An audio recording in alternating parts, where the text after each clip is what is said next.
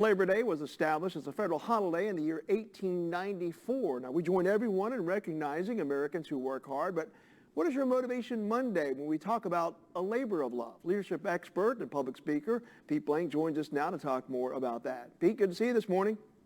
Hey, Mike, good morning. How are you this morning, buddy? I'm doing well. So, we hear that labor of love. So where did that come from? Well, it's funny, on this Labor Day, we want to talk about this phrase called labor of love. It actually goes back to the 1600s. To the best of my research over the weekend, it goes back to actually a biblical reference. It was mentioned first in this book of Thessalonians about remember without ceasing your work of faith and labor of love. And again, in the book of Hebrews, it says, don't forget your work and labor of love. So we've been using this phrase for over 400, 500 years now. So it's been around a long time. So how do we take that approach then in what we do? And I'm assuming this would not just apply to your regular job, right?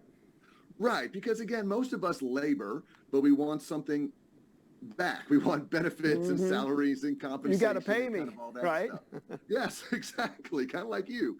We want something, but kind of like me, we want to be paid. But when we talk about labor of love, it basically means something that there takes work to do, but there's no compensation. People who are watching your show this morning, maybe it's something like knitting a scarf for your grandchild. You're like, man, this is takes a lot of work, but it's a labor of love. Taking care of an elderly parent, changing the oil in your spouse's or significant other's car. It's something that it takes work to do, but it's a labor of love. You don't want any compensation for it. That's what's so important about it. Yeah, and then really go out of your way to look for those opportunities to do something for somebody that you can't get rewarded for.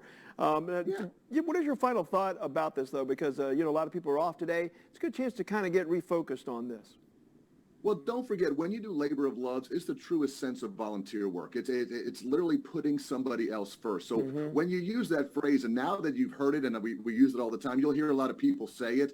Take that to heart. No, man, they are doing something with no expectation in return. They don't want anything back. It's a labor. I will put all of my time, effort, and energy into somebody else and what they're going to get out of it. What a great motivational way to start. Number one, we want to recognize people who are working the American labor force, but also recognize those who are given labors of love, who don't expect anything back. We're adding value as well. Yeah, I think, and as you noted, it restores that faith in humanity, right? So that's the good part about it. Without a doubt. There's your profit on this Motivation Monday. Pete Blank, we do appreciate it. Well done. Well done, Mike. Thanks, buddy. Have a good day, everybody. All right, we're heading to the kitchen next.